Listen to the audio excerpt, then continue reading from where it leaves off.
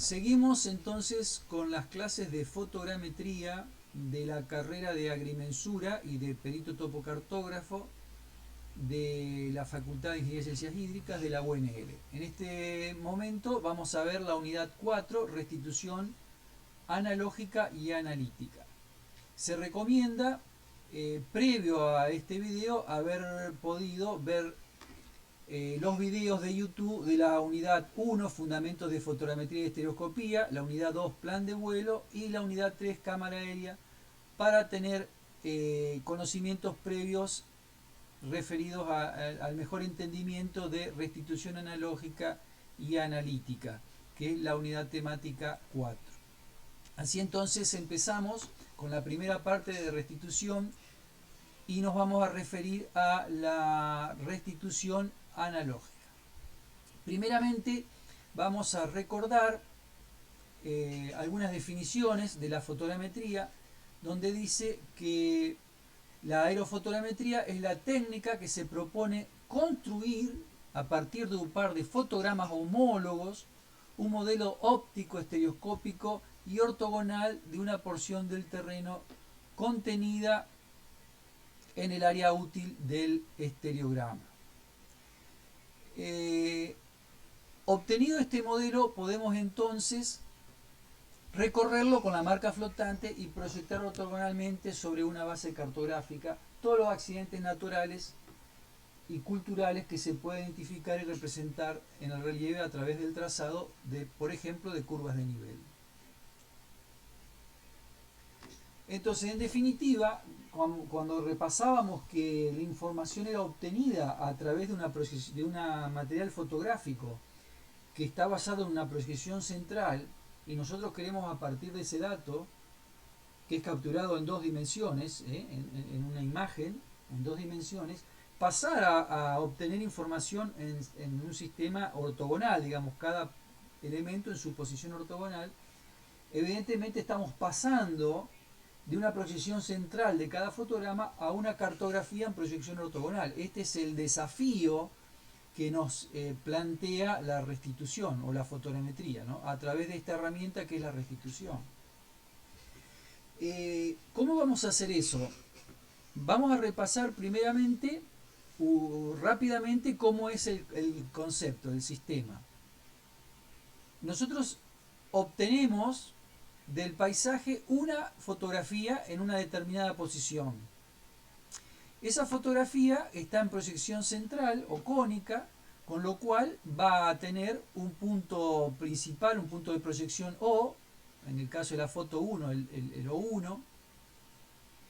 Y ahora nosotros, para poder obtener una visualización del paisaje en 3 dimensiones, vamos a tener que reconstruir el haz de rayos que formó la imagen 1. Entonces, este es el primer paso. La reconstrucción del haz de rayos de la foto 1, que lo vamos a hacer a través del conocimiento del punto principal, uniendo las diagonales de las marcas fiduciales y conociendo así el punto principal más la distancia focal, nos va a permitir saber la posición del punto O respecto del plano de la imagen y con eso reconstruir este haz de rayos. Vamos a hacer lo mismo con la imagen 2. Vamos a encontrar el punto principal más la focal de la cámara que está en el certificado de calibración, la posición del punto O2, y con eso reconstruir el haz de rayos de la imagen 2. El segundo paso va a ser encontrar la posición relativa entre la imagen 1 y la imagen 2. O sea, en un momento se sacó la foto 1 en una posición en el espacio, el avión siguió recorriendo sobre su línea de vuelo o eje X y obtuvo la segunda imagen. ¿A qué distancia obtuvo esta imagen? ¿Qué ángulo, qué inclinación tenía el eje de la foto 1? ¿Qué inclinación tenía el eje de la foto 2? Eso tenemos que reconstruir esta posición verdadera que ocurrió en el espacio en el momento de las tomas para lograr que cuando para un punto en común, recuerden que aquel criterio de superposición del 60% que nos permitía decir que de todos los elementos del terreno teníamos dos puntos de vista, y esto es lo que se representa en esta orientación relativa, es decir, yo tengo un elemento en la naturaleza que fue obtenido desde la foto 1, un punto de vista, y ese mismo elemento desde la foto 2. Ahora estoy diciendo que quiero reconstruir la posición relativa de la foto 1 y la foto 2 de manera de que ese rayo, ese haz de rayo que representa el objeto, se intercepten en el espacio, y de esa manera encontrar la posición de ese objeto. Vamos a ver que lo va a definir von Gruber cuando logramos obtener esta intersección de por lo menos 5 pares de rayos, habremos logrado visualizar el modelo en 3D, este modelo virtual. Porque recordemos que la información está en un sistema plano en la foto 1 y un sistema plano en la foto 2. Sin embargo, por estereoscopía nosotros lo estamos viendo tridimensional, si hemos logrado esta ubicación o posición relativa entre la foto 1 y la foto 2.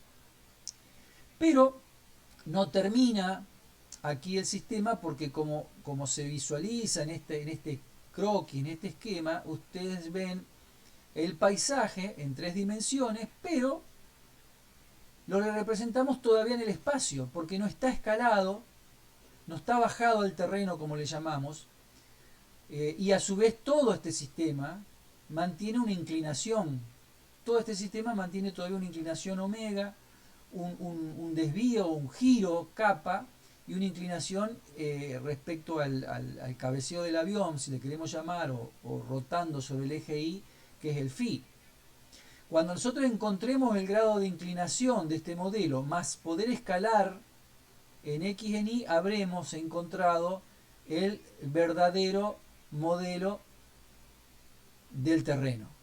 Esto es con la determinación de la inclinación de cada uno de los ejes principales, que son las rotaciones, y con la puesta en escala del modelo.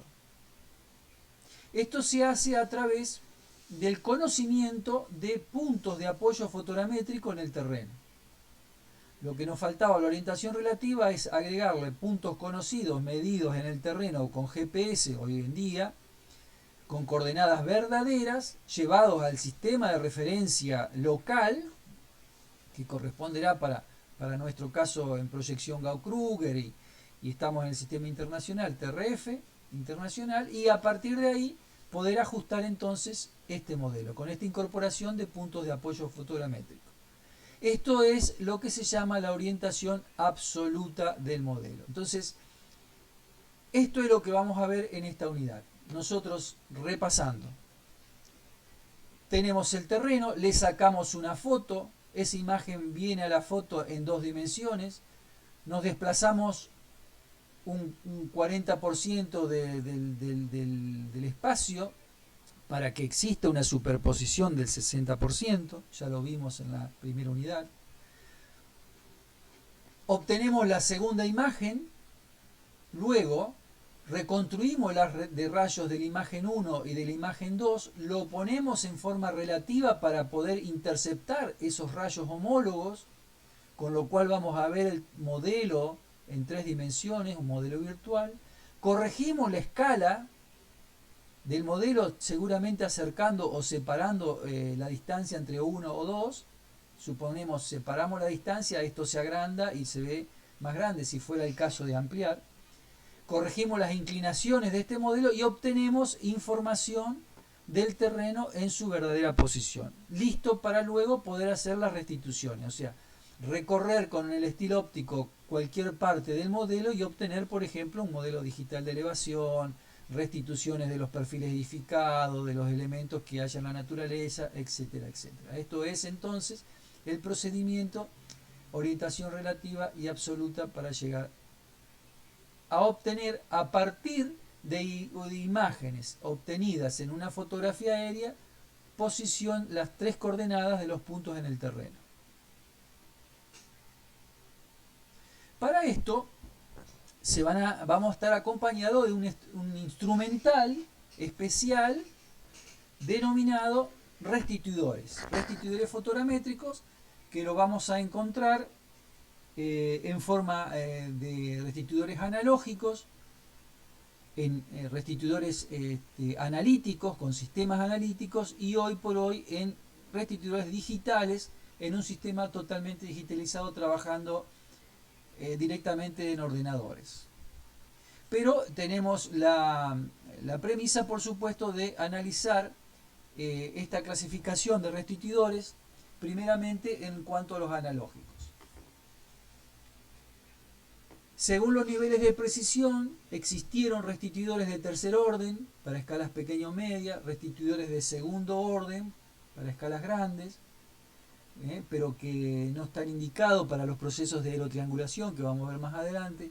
Y finalmente el restituidor de primer orden, que es el utilizado en fotogrametría, que especialmente nos permite generar los procesos de aerotriangulación para unir todos los modelos fotogramétricos del trabajo. Se tenía también una clasificación según el sistema de proyección en restituidores simple o de doble proyección, y los de doble proyección en una proyección óptica, óptica mecánica o óptico o mecánico, perdón. Los restituidores que finalmente se utilizaron, más difundidos, y en algunos todavía siguen trabajando, son los óptico-mecánicos. Dentro de estos restituidores vamos a ver, por ejemplo, el más universal, el más utilizado, es el restituidor Will A7, este equipo. Rápidamente vamos a ver algunas características del instrumental. Sirve, como decíamos, para la aerotriangulación a partir de negativos o diapositivas de diversos tamaños hasta 23 por 23. Permite que se trabaje con cámaras aéreas que tengan focales entre 97 milímetros y 215 milímetros.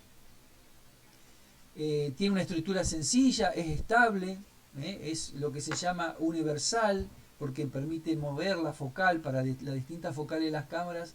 El equipo se adapta a esos tipos de focales.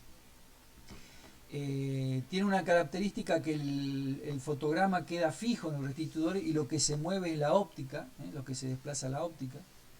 Y así las cámaras del restituidor, cuando veamos la orientación relativa, que decimos que tenemos que encontrar la posición relativa de cada una de las tomas, eso implica conocer el grado el ángulo de inclinación del eje de toma.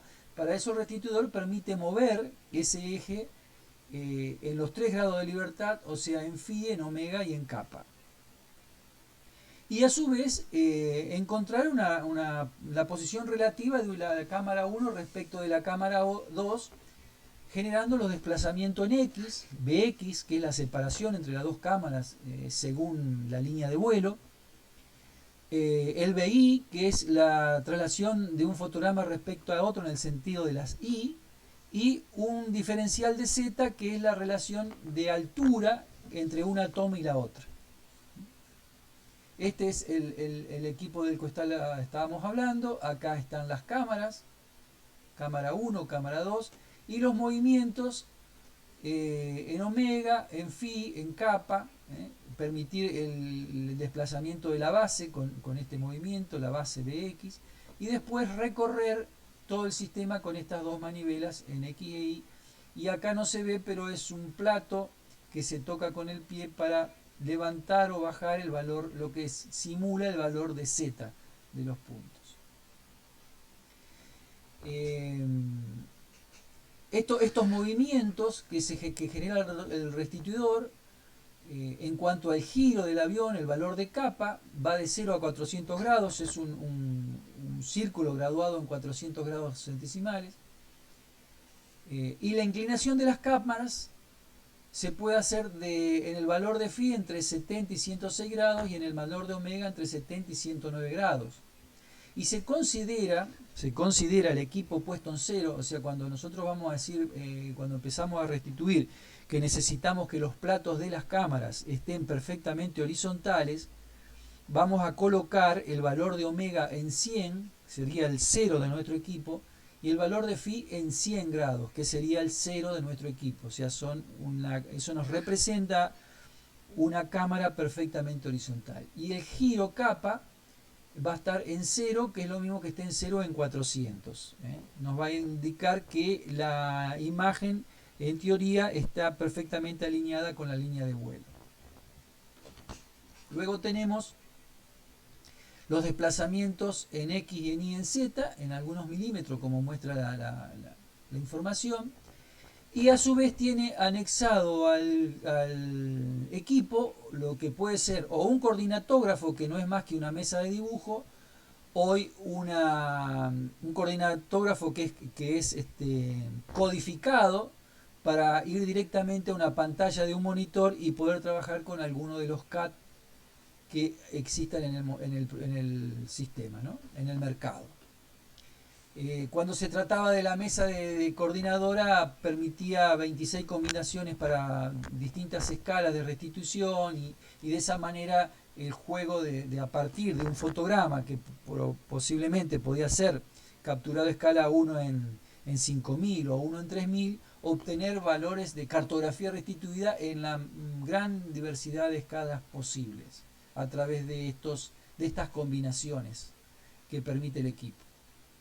Otro de los restituidores muy utilizados es el Wheel V8, que también es un instrumento con toma con objetivo gran angular o super gran angular, y adecuado para trabajo de cartografía. Acá en este caso, en este ejemplo, se ve cómo tenía anexada la mesa de dibujo con el coordinatógrafo.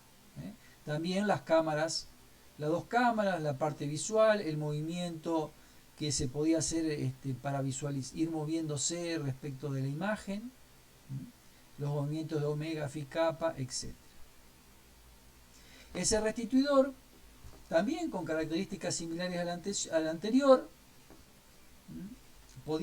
nos permite, como dijimos, reconstruir la geometría del haz de rayos para posibilitar la orientación relativa. El tamaño de los negativos que admite es hasta 23 centímetros, igual que el anterior. Y bueno, ahí tienen un listado de algunas virtudes que tiene este restituidor Wheel V8. Pero visto entonces rápidamente estos dos equipos analógicos que están siendo o han sido convertidos en semi-analógicos, codificando los movimientos, tenemos que recordar que el sistema analógico nos está diciendo de que los movimientos, las lecturas se hacen a través de engranajes. Digamos que un diente del engranaje es un valor de lectura del movimiento. Codificados estos engranajes a un sistema eléctrico, cada movimiento se transforma en un impulso eléctrico. Esto es positivo o negativo, esto es un sistema binario y puede ser codificado entonces en la computadora, en un ordenador.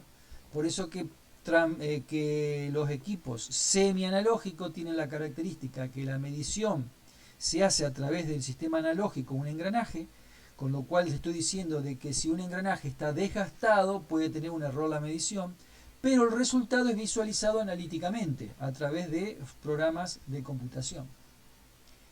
Pero bueno, vamos a empezar a recorrer aquel camino de la orientación para, primero recuerden, reconstruir el haz de rayo perspectivo que dio origen a cada uno de los fotogramas. Cada uno de los fotogramas va a tener, la imagen ha llegado a través de un punto de proyección O y dejó impresa la imagen en el celuloide, en el negativo, o hoy con el mismo concepto, esta energía en el píxel del CCD que capturó la imagen, en una posición. Es el mismo criterio. Entonces, ¿cómo sabemos la posición del punto O? Yo tengo la imagen impresa en el plato. Yo sé que esta imagen, si pasa por el punto O, por donde vino, digamos, y va a llegar a un lugar donde voy a encontrar el punto P en el espacio. Tengo que reconstruir este haz de rayo. Esta posición del punto O la voy a saber, la voy a conocer si sé cuál es el punto principal de la foto. Este punto principal lo obtengo a través de trazar las diagonales, de 4 marcas o de 8 marcas, encuentro la posición del punto C. Yo sé que tengo una distancia principal que me da el certificado de calibración Entonces, la distancia que hay desde el plato de la imagen por la vertical del lugar de la imagen, voy a encontrar la posición del punto O. Yo sé que cualquier imagen registrada en la fotografía va a pasar por el punto O. Y de esa manera digo que reconstruyo el haz de rayos, en este caso de la foto 1, por ejemplo. Y así lo haré con todos los materiales fotográficos. Esto es lo que se llama orientación interna. La orientación interna entonces es reconstruir el haz de rayo perspectivo que le dio origen a cada una de las fotografías. Luego la orientación interna también se trata de ubicar la fotografía 1 en la posición 1 y la fotografía 2 en la posición 2, ¿no? Respetando cómo fueron tomadas. Analógicamente tenía un procedimiento que era a través de esta mesa de luz, donde se pone la diapositiva o el positivo del material fotográfico, donde se pueden ver bien las marcas fiduciales a través de unos aumentos. Acá está puesta en el plato del restituidor, este es el plato restituidor, está puesta la diapositiva con la emulsión hacia abajo, esto está graduado con las marcas fiduciales, entonces me permite ver, para poder acomodar la marca fiducial del plato del restituidor o de la placa con la marca fiducial del material fotográfico.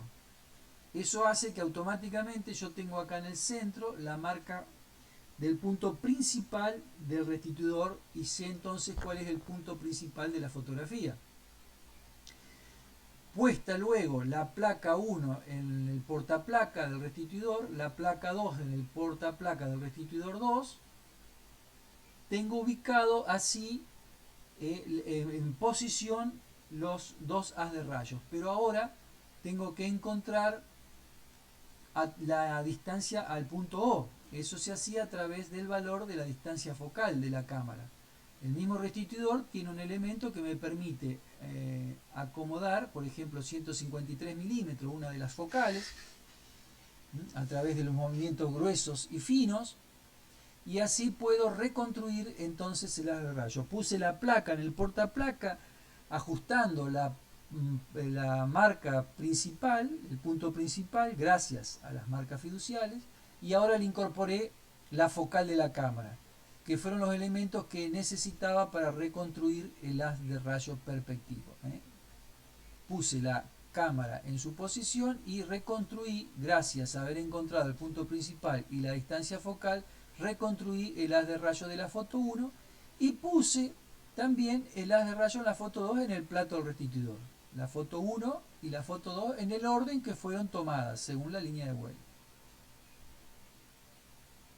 He tenido de esta manera terminada lo que es la orientación interna.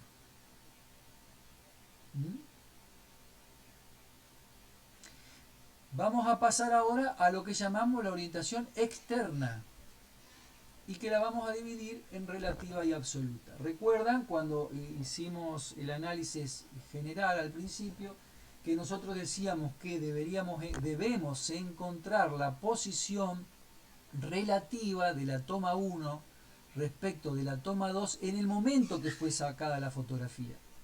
Este concepto es muy importante. Yo tenía el terreno, pasó el avión, en ese momento el avión tuvo una inclinación y un giro, una inclinación sobre sus ejes y un giro y una posición en el espacio, sacó la foto en esta posición, siguió el avión. Cuando llegó a la posición 2, que sacó la segunda foto, por alguna razón la inclinación es distinta a la anterior, pero sacó la segunda foto, el terreno es el mismo, o sea que a este punto lo obtuvo desde esta posición y desde esta posición. Yo lo que quiero ahora es reconstruir este sistema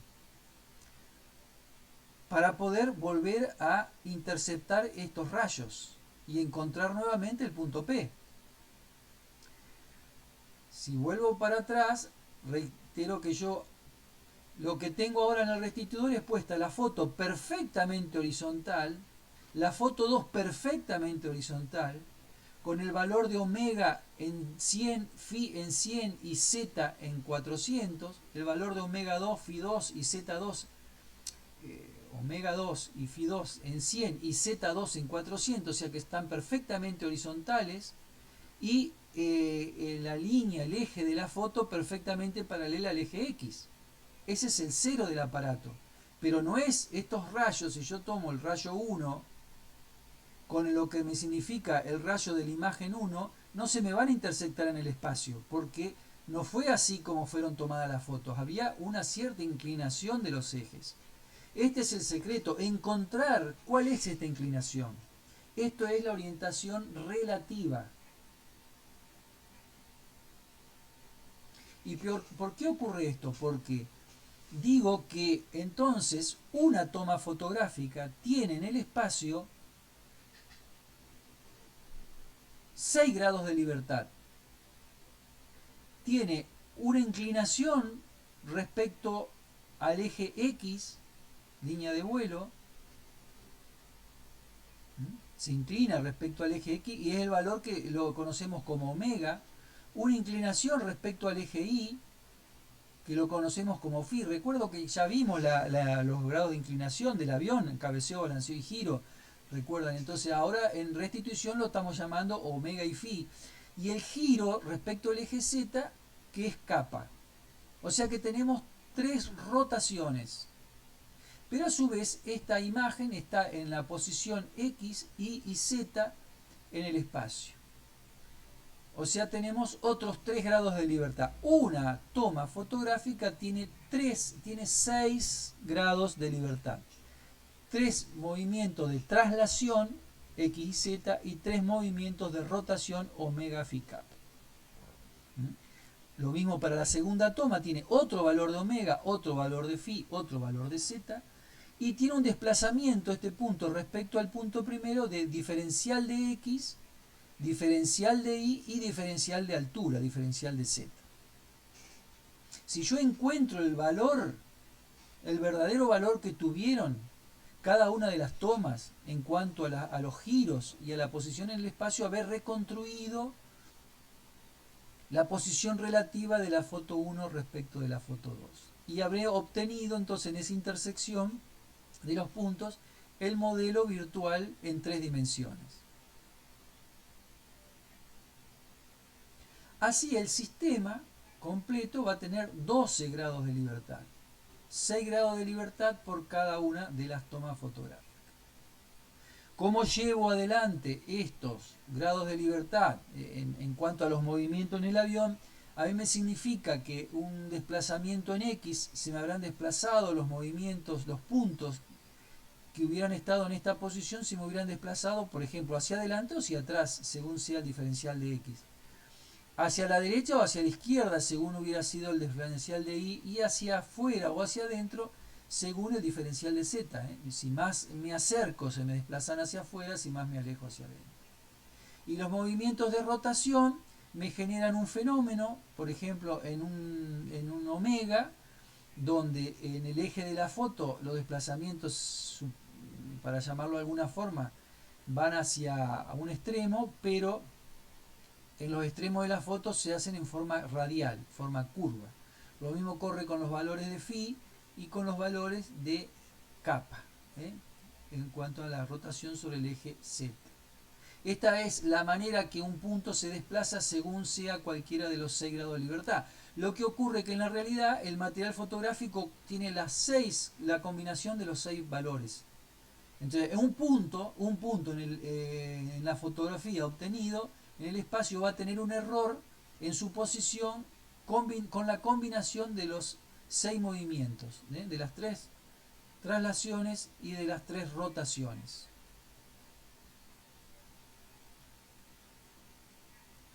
Esto es lo que vamos a solucionar a través de esta geometría perspectiva, la cual nos va a permitir reconstruir entonces los haz de rayos de las dos fotografías y su posición relativa a una a la otra. Esto lo determinó matemáticamente Otto von Gruber, un fotogrametrista alemán que encontró los procedimientos para obtener estos valores. Y él define que si 5 pares de rayos homólogos de dos ejes perspectivos de un mismo objeto se interceptan, todos los demás rayos homólogos también se interceptan. ¿Esto qué significa? Que para encontrar la posición relativa de la foto 1 y la foto 2, va a encontrar por lo menos 5 pares de rayos, o sea, 5 puntos homólogos, llamémosles elementos en el paisaje. Este arbolito debe estar acá, aparecer el mismo árbol en la foto 1 que en la 2, un poste en la foto 1 que en la foto 2. Entonces, cuando agarramos un punto decimos que este punto puesto en la foto 1 tiene un rayo perspectivo del haz de rayo de la foto 1 y también tiene un rayo perspectivo homólogo de la foto 2. Si yo logro interceptar estos dos rayos en el espacio, y lo hago a esto 5 veces, de alguna forma distribuido en la imagen, yo digo que cualquier punto dentro de estos 5, de estos entre paisajes, van a estar interceptados, o sea que voy a estar viendo en 3 dimensiones. Dice que von Gruber logra esta intersección 5 veces. ¿Cómo logra esta intersección? Cuando ustedes recuerdan, cuando vimos la estereoscopía en visión estereoscópica directa, tenemos que repasar este concepto de visión estereoscópica directa, y decíamos que nosotros vemos en 3 dimensiones porque nuestro sistema, nuestros ojos están en un sistema coplanar. Cuando nosotros vemos un punto en el espacio, cualquiera sea, ese punto está ubicado en el ecuador del ojo. O sea que se forma un plano entre el punto principal del ojo derecho, el punto principal o el punto de giro del ojo izquierdo, y el punto bisectado. Ese plano, cuando el punto está en el plano, está en un sistema coplanar y vemos en 3 dimensiones.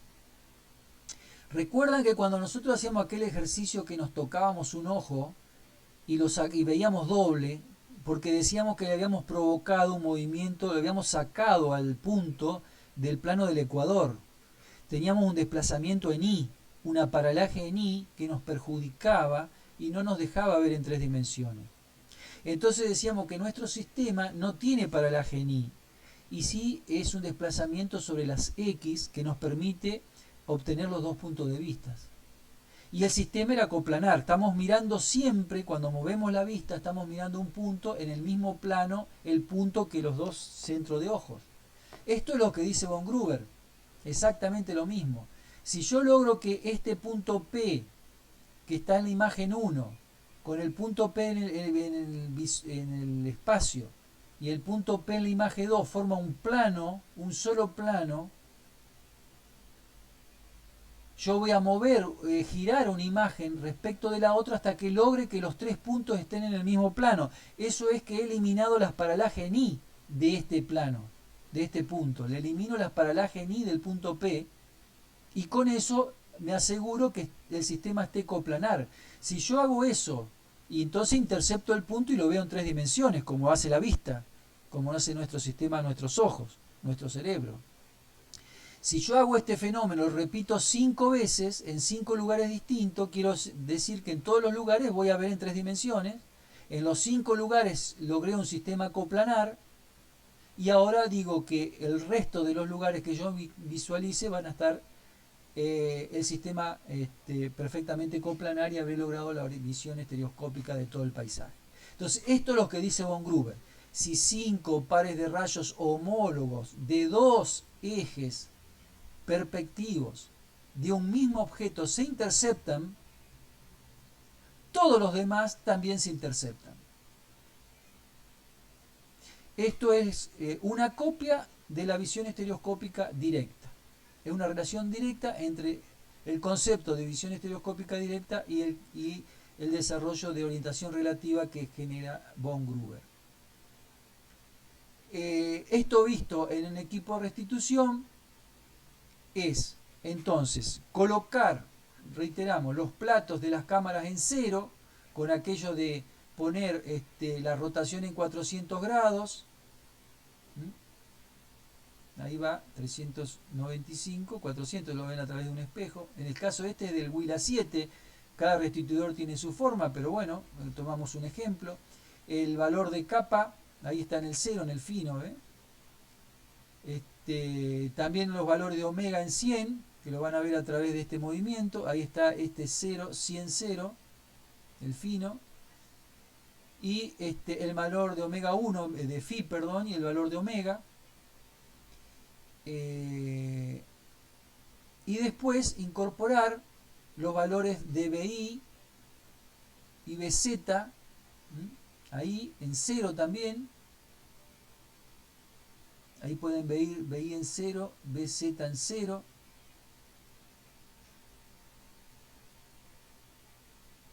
Y así empezar a trabajar primero con la aproximación de una base.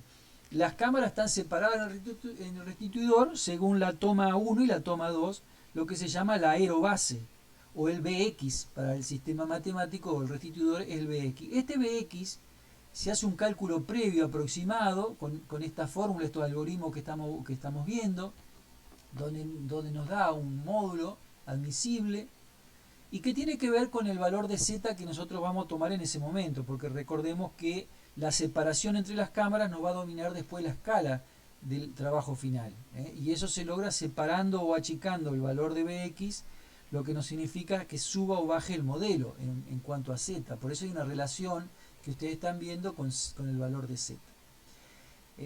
Se calcula entonces también otra base aproximada según sea el restituidor, según el algoritmo que corresponda, y después se elige uno de los dos valores, dentro de un máximo o un mínimo de 0,9 a 0,7 de Z.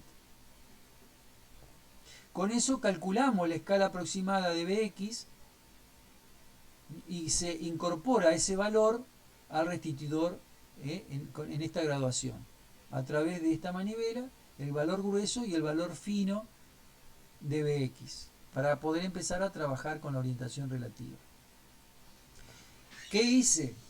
¿Qué hice esto? Analíticamente lo que hice fue poner el plato 1 en la posición 1, el plato 2 en la posición 2, en 0, como está acá, perfectamente horizontal, reitero, omega y phi en 100 y kappa en 400, BX, BY, BZ en 0, o sea que la posición relativa, BX tiene un valor de BX calculado aproximado, el BY está en 0 porque la distancia que hay sobre este eje, si a esto yo me desplazo sobre el I, sobre este eje, lo tengo en 0, no lo tengo desplazado. Y en Z, este valor de 1 o 2 están en la misma altura en este momento, no tengo un delta Z hacia arriba o hacia abajo. Cosa que tengo que encontrar. Recuerden que en la realidad esto no es así, esta es la puesta en 0 del equipo. En la realidad vamos a tener que esto va a estar desplazado en X, en Y y a su vez rotado. Y a su vez esta cámara rotada en omega phi kappa. Von Gruber lo que hace es elegir 5 puntos, en realidad elige 6 para un punto de control, pero ¿en qué posición? Los puntos son elegidos entonces, un punto 1 en el centro de la imagen 1, recuerden que acá tienen que buscar un elemento en el paisaje, un punto 2 que sería representado por el punto principal de la imagen 2, un punto 3 que va a estar en la misma línea de la imagen 1, arriba, y un punto 5 también sobre la misma línea de la imagen de la izquierda, el punto 4 y el punto 6 sobre la misma línea del eje del punto 2 sobre la imagen de la derecha. Estos son los 6 puntos de Von Gruber. En el modelo, esta es una imagen, esta es la imagen 2 y este es el modelo.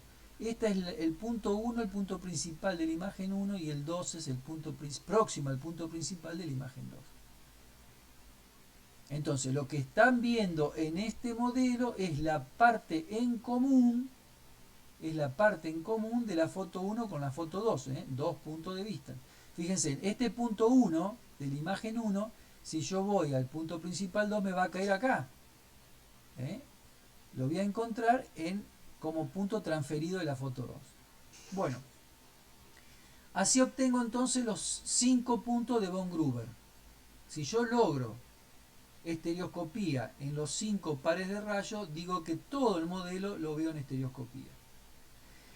Este método que elegimos en este momento, uno de los métodos, es el de la rotación de ambas cámaras, usando nada más que los sistemas de rotación, kappa 1, kappa 2, phi 1 y phi 2 y omega 1 y omega 2.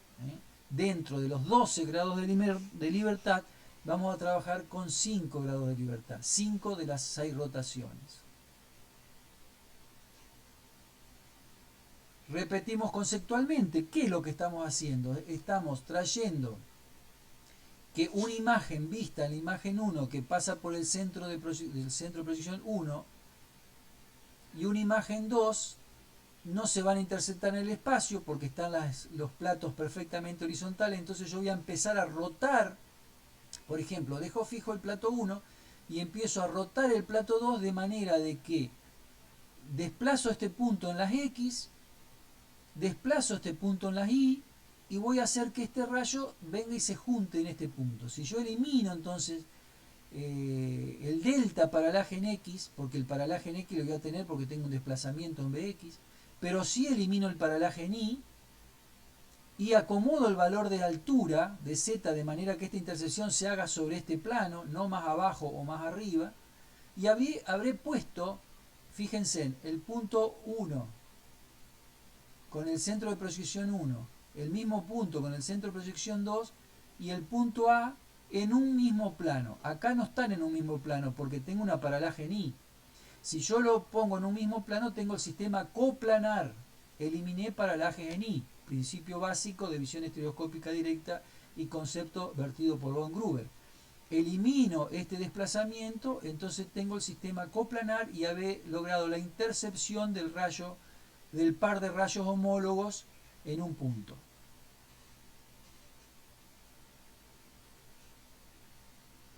Por eso se llama esto método de eliminación de las paralajes en Y. ¿Cómo lo hago? Me voy al punto 1, para lo cual tengo que tener, en el caso del analógico, la barra perfectamente vertical sobre el punto 1 del plato, y voy a saber que en el plato 2, el punto 2 está en un costado, o sea que la barra me va a quedar inclinada. El punto 2 no va a estar en la misma posición del plato. Y ahora, con pequeños movimientos de capa 2, yo estoy posicionado en 1, por lo tanto el movimiento de capa 1 no me va a significar nada, porque recuerden que capa 1 rota sobre el eje, y como el eje está perfectamente vertical, el punto no se mueve, porque lo que van a rotar va a ser a los costados. En cambio, el capa 2, como esta imagen está centrada sobre el punto 2, el punto 1 transferido está en el borde de la foto. Entonces al mover capa 2 este punto rota. Si voy rápidamente a encontrar los movimientos, fíjense que si yo estoy acá posicionado, imaginémonos que este es el plato 2, estoy posicionado en el punto 2, el punto 1 transferido está por acá, con un pequeño movimiento de capa 2, porque estoy en el plato 2, este punto se me mueve. Entonces yo a lo mejor tengo el punto por acá y voy a girar el plato hasta hacer interceptar el punto de capa sobre el eje X. Y ahí habría encontrado el valor de rotación de capa de esa imagen. Vuelvo rápidamente a la diapositiva. Habré encontrado entonces ahora este valor de desplazamiento de capa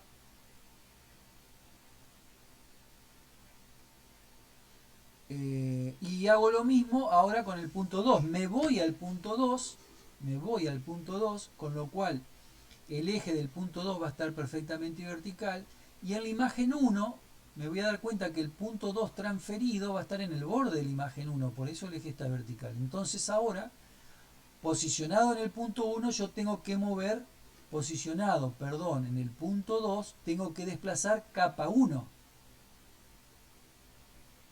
Y así hasta hacer interceptar el punto 2 sobre la línea de vuelo, sobre el eje. Ahí había eliminado el giro de capa 2, o encontré el valor de giro de capa 1 en este caso. Ahí lo que hice entonces hasta ahora encontrar los valores, ya haber girado el modelo de manera de haber puesto la línea 1-2 perfectamente paralela a la línea de vuelo, que fue en el momento de toma. Entonces reiteramos, yo eliminé el desplazamiento de capa 2 posicionado en 1.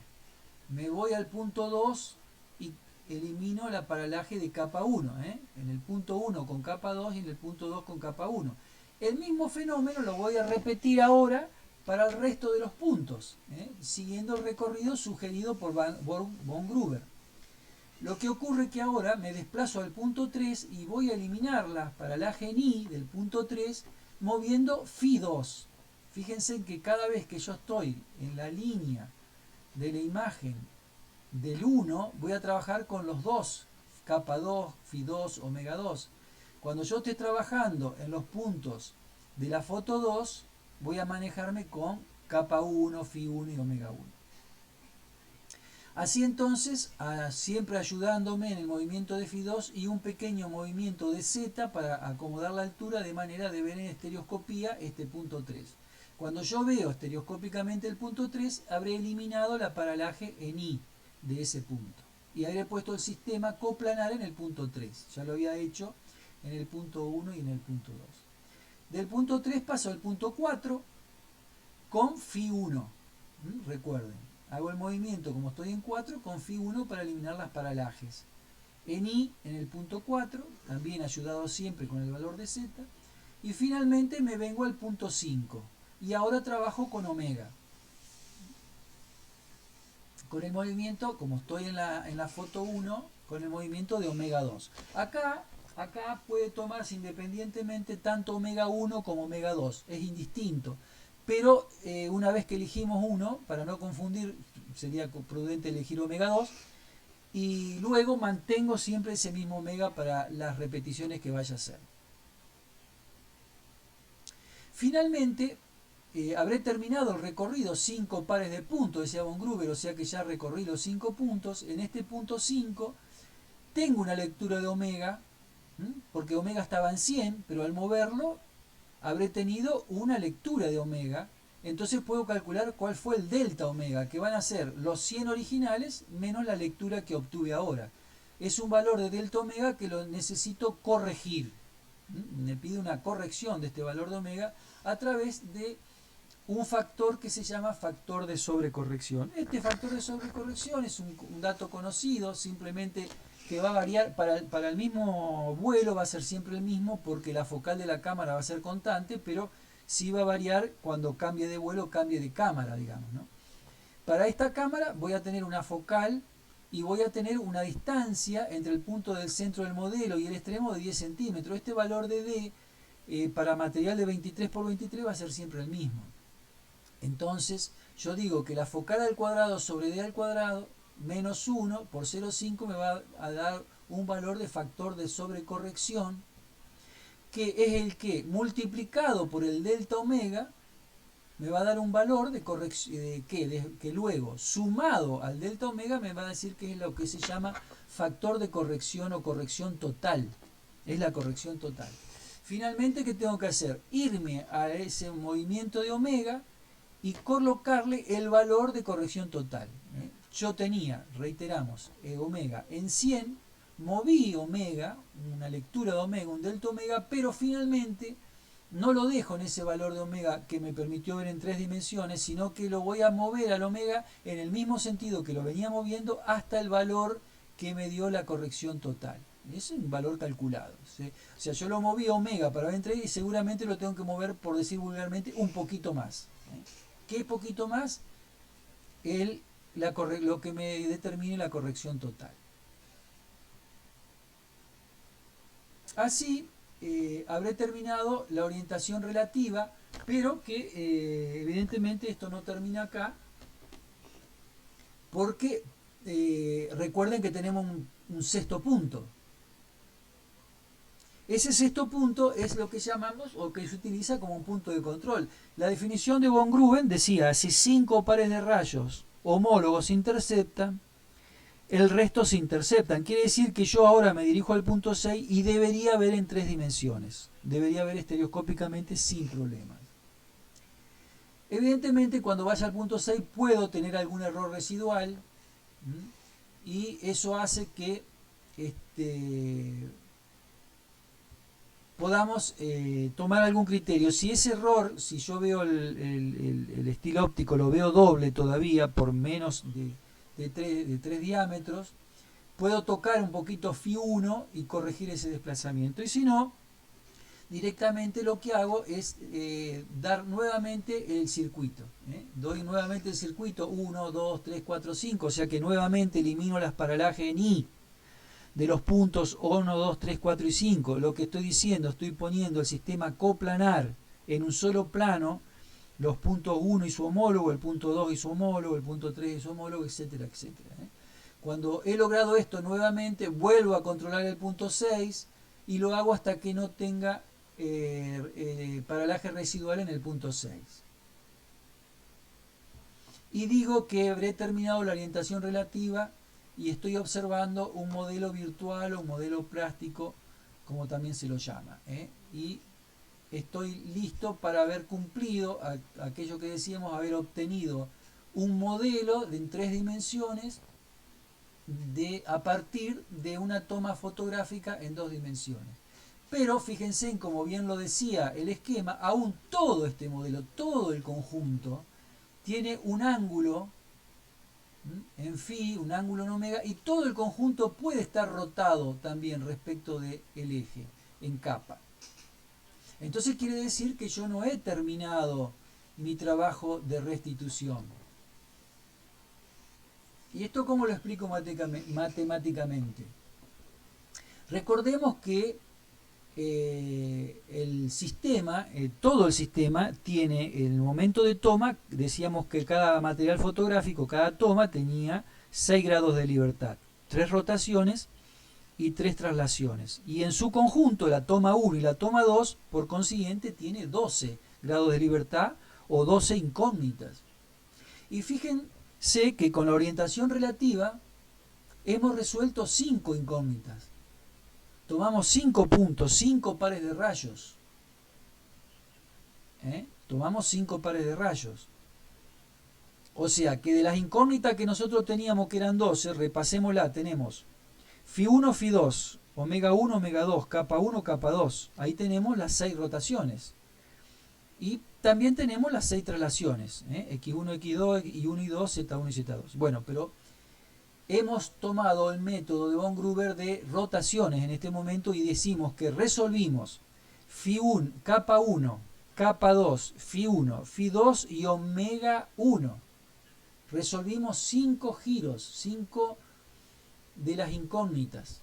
O sea que evidentemente nos faltan 7 por resolver para encontrar el modelo en sus verdaderas dimensiones y escalado y nivelado. Nos faltan 7 incógnitas por resolver aún. O sea que tenemos que resolver 3 traslaciones más que nos van a escalar el modelo, 3 rotaciones más que nos van a nivelar el modelo y un factor de escala, llevar el modelo a su verdadera escala. Esto es lo que se hace con la orientación absoluta. Este modelo con la orientación absoluta se lleva a su verdadera disposición con la ayuda de puntos de control leídos en el terreno. Si yo, para saber en qué posición están estos puntos encontrados, yo ahora necesito puntos conocidos, medidos en el campo por GPS con verdadera coordenada, ya en mi sistema de proyección, ya en mi sistema de referencia, digamos, en el sistema de proyección Gauss-Kruger para la Argentina, en la faja que corresponda a cada sector, a cada ámbito de trabajo, en el caso de Santa Fe, faja 5. Y así entonces, si yo digo que de un punto en el modelo, leído en el terreno, como puede ser el punto 2 y el punto 3, yo tengo del punto 3 el X3 y el Y3, coordenadas Gauss. Y el punto 2 tengo X2 y 2, coordenadas Gauss. Ahí ya tengo 4 valores conocidos. Ahora, para nivelar el modelo, por ejemplo, para nivelar esto necesito valor de Z, el valor de Z de este punto y un valor de Z acá y bajarlo, digamos, ¿no? Entonces, y lo mismo en este sentido. Yo voy a necesitar un valor de Z acá en el punto 3 Acá voy a necesitar un valor de z también en un punto por acá 1 para nivelarlo en este sentido y un valor de z en el punto 2 para nivelarlo en este sentido. Así obtendré tres valores de z, z1, z2 y z3. Entonces tengo 1, 2, 3, 4, 5, 6, 7 valores conocidos que me permiten develar las 7 incógnitas restantes y haber podido bajar este modelo en el espacio a su verdadera posición. En la realidad yo voy a tomar por lo menos 3 puntos y yo sé que los 3 puntos tienen x y z. Así que ya voy a tener una redundancia en z2 también. Yo sé que voy a tener también x3 y z3 necesariamente. Es un valor redundante que me va a beneficiar en los cálculos, ¿no? Porque me aparecen los errores cuadráticos medios que me permiten saber el valor de precisión que tiene el trabajo. Entonces, si logramos esto, habremos logrado lo que se denomina trisección inversa en el espacio o orientación absoluta. Llevamos los valores al valor absoluto del terreno medidos según mi sistema de proyección local y mi sistema de referencia. Ahora, ¿cómo lo hago a la orientación absoluta? Esta orientación absoluta la divido en dos. En puesta en escala y en la orientación de las verticales, que también se lo llama esto basculamiento. Vamos a ver la puesta en escala. Para la puesta en escala, para que el modelo pueda ser más grande o más chico, como lo hace esta simulación, yo evidentemente tengo que cambiar el valor de Bx. Yo empecé a trabajar, recuerdan, con un valor de Bx.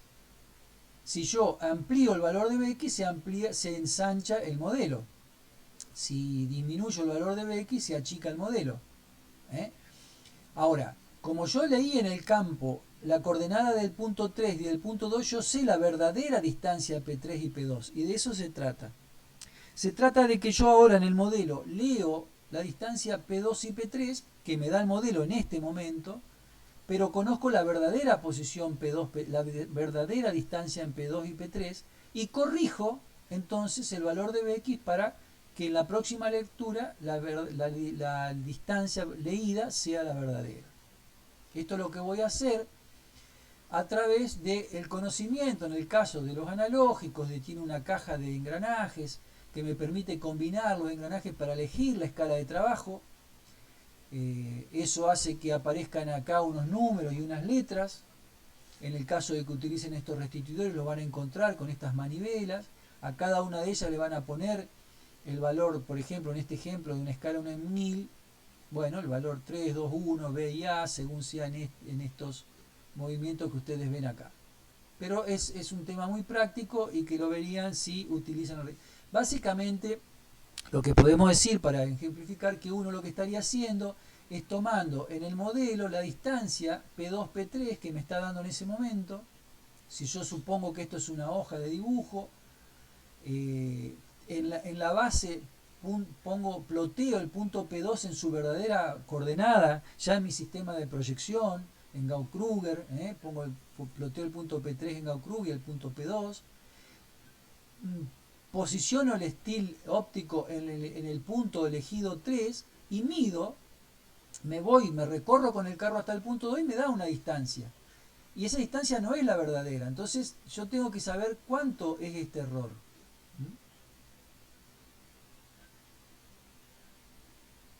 Cuando yo traslade al punto al P2 me va a dar una lectura distinta y voy a poder medir esta diferencia. Entonces, el valor de Bx que yo voy a corregir va a ser el valor de Bx que tengo puesto en el restituidor cuando inicié las mediciones y un cociente entre la distancia verdadera P1, P2, P3 que me la obtuve del campo dividida la distancia que me dio cuando mido el modelo, que todavía no está regulado. Ese cociente entre la distancia verdadera y la distancia medida, por la base que yo introduje al inicio del trabajo en el restituidor, me va a dar cuál es el valor que tengo que colocarle aquí en Bx para corregir la escala de trabajo. Y así de esa manera habré corregido la escala. Ahora vamos a corregir las inclinaciones. Entonces, con un criterio similar, trabajando con estos puntos conocidos. Por ejemplo, yo me posiciono el punto, lo bajo el punto P1 en el punto P1, le provoco la lectura de Z, del valor de Z verdadero que me dio el GPS o la nivelación geométrica que habré hecho. Me voy al punto, una vez que lo posicioné, me recorro con las manivelas al punto 2 y leo el valor de Z de modelo, el valor de Z que me dio, que evidentemente no va a ser el mismo que el valor de Z verdadero leído en el campo por la nivelación geométrica. Entonces, ¿cuánto es el error? ¿Cuánto es el delta H que tiene el modelo? Ese valor me permite corregir el ángulo phi de todo este modelo. Voy a corregir el phi general, un phi general de todo el modelo. Recuerden que tengo que girar todo el modelo, no solamente un plato, porque si no rompo lo que se dice, rompo la relativa, rompo la orientación relativa que había generado anteriormente. Por eso tengo que mover los dos valores de phi en forma simultánea, un phi general. Y hay una formulita que aplica a cuál es la tangente de ese phi, donde se ingresa este valor de delta H. El valor de D es la distancia entre el punto P1 y P2, verdadera, y un valor de delta que es conocido, que es 6.366 minutos centesimales, que sale de esta fórmula de los 400 grados del plato de graduado dividido 2pi por 100. Estos son valores fijos, digamos, ¿no? Entonces lo que estoy trabajando con el punto P1 y P2 y habré logrado lo que se llamó el basculamiento o el corregir la inclinación en el sentido de las I. Hago lo mismo ahora entre el punto, por ejemplo, P1 con P3. Entonces voy a corregir esta inclinación de omega, omega general, los dos omegas a la vez. El mismo criterio, me posiciono en el punto 1, leo el valor de Z, me vengo al punto 3, me posiciono en el punto 1, le provoco el valor de Z verdadero al restituidor, me voy al Z3, veo cuánto mide el valor de Z que me dice el modelo y lo comparo con el Z de campo de ese punto. Esto me va a dar el delta H del Z3, el delta Z3. Aplico la formulita y sé cuánto tengo que mover omega. Y aplico omega 1 y omega 2 el mismo movimiento para no destruir la relativa. Ahí habré terminado yo las inclinaciones. Entonces ahí recuerden que primero lo escalé y ahora lo resolví. Cuando lo escalé al modelo, como trabajé con X y con Y, resolví también el giro capa, porque al estar posicionado en su verdadera posición X e Y, o sea, en Gauss-Kruger, digamos, en el plano, habré corregido capa. Y ahora corregí las inclinaciones, omega y phi, las inclinaciones generales del modelo. Habré terminado la orientación absoluta, pero como evidentemente toqué omega, vieron que toqué los dos omega, me voy a volver al concepto de la relativa y me voy a ir al punto 5 de von Gruber a ver si veo en estereoscopía. Si hay un pequeño movimiento, un pequeño doble movimiento, mientras los estilos ópticos estén en menor de 3 diámetros, puedo tocar omega 1 para una pequeña corrección.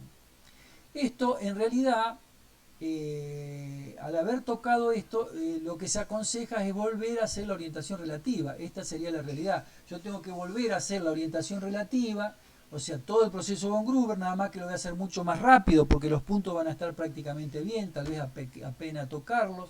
Recuerden que voy a volver al punto 5, a hacer la sobrecorrección de omega del 5, me voy al punto 6 a ver qué pasó y después vuelvo a hacer la orientación absoluta con el método que vimos.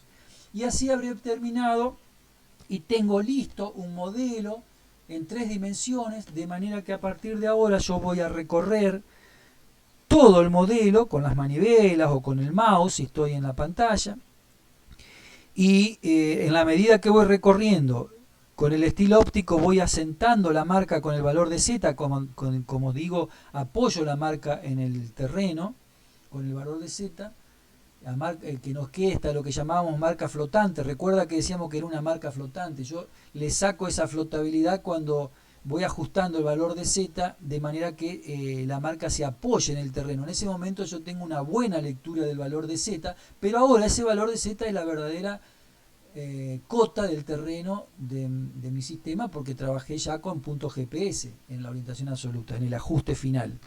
Y tengo entonces la posición X y Z de ese punto. Quiere decir que si yo eso lo capturo, tengo una nube de puntos para mi modelo digital de elevación, modelo digital del terreno, para mi perfil edificado, si ese punto es un techo de una casa, si es un árbol tendré el mapa de monte, si es un río tendré el mapa hidrográfico realizado.